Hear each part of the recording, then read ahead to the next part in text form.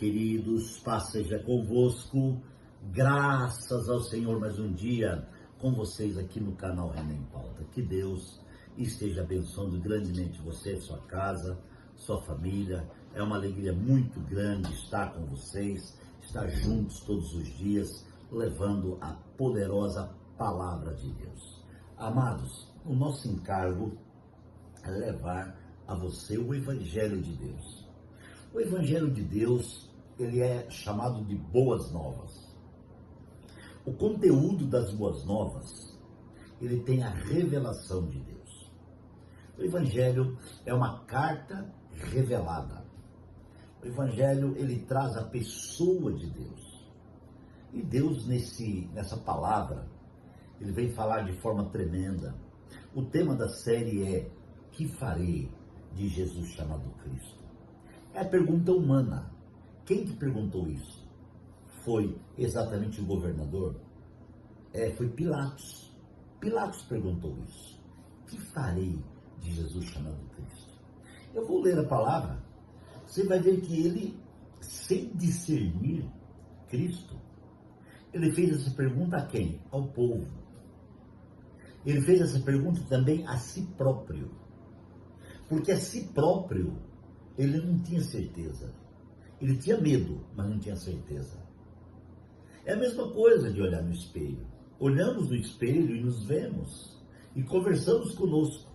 Só que quando nós nos vemos no espelho, nós vemos uma terceira pessoa, ou uma segunda pessoa, que é Deus. E nós sabemos que nós temos a essência de Deus. Mas muitas vezes fica difícil acreditar que realmente Deus está conosco. É mais fácil tentar ver Deus quando tudo, entre aspas, está bem. Mas e quando tudo está mal? É aí que nós precisamos enxergar a presença de Deus. É aí que nós precisamos sentir a presença de Deus. Já na experiência de Jesus com os eminentes da época, eles não conseguiram discernir, porque eram homens naturais. O homem natural não consegue ver, não consegue discernir. É por isso que eu queria que você analisasse primeiro o seu ser espiritual. Aonde habita no homem o ser espiritual? Dentro do seu espírito.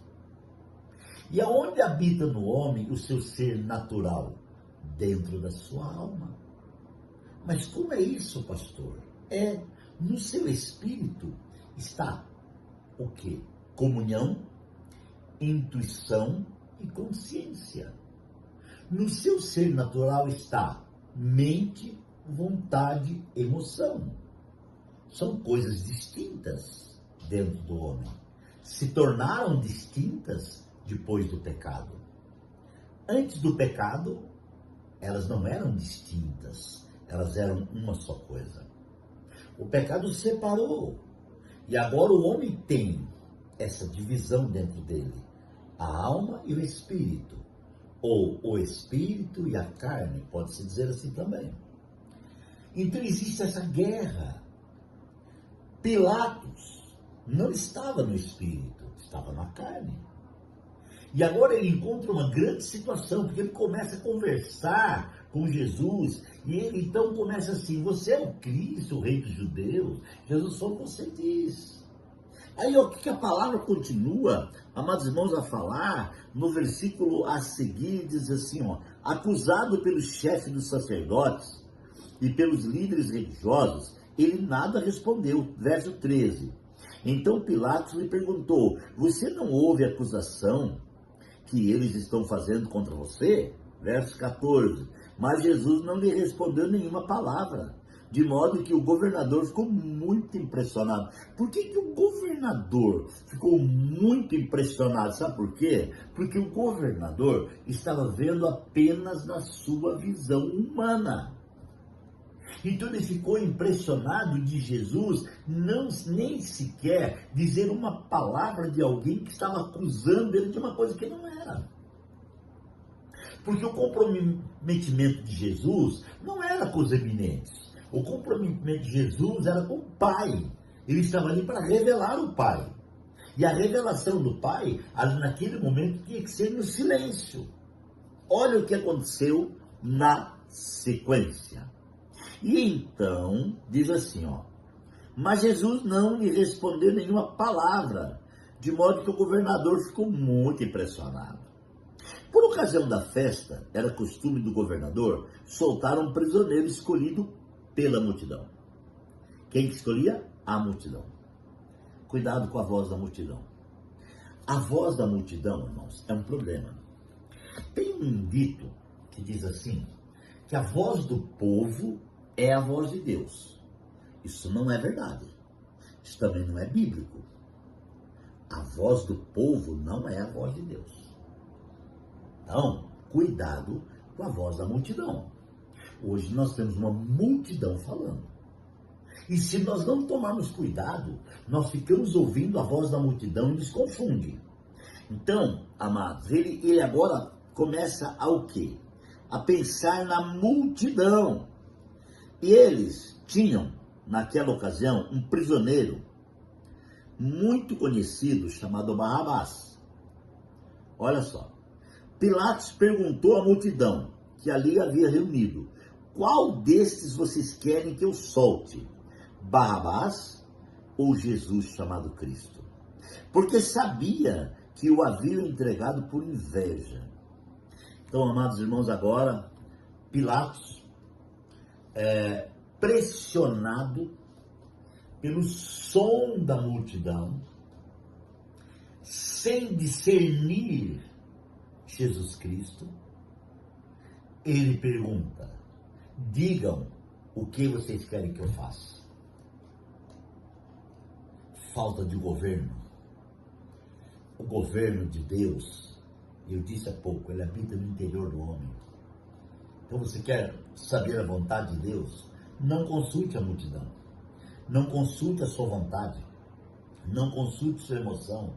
Não consulte a sua mente. Mas consulte o seu espírito. Lá no interior do seu espírito está a presença de Deus, porque lá é a casa favorita de Deus.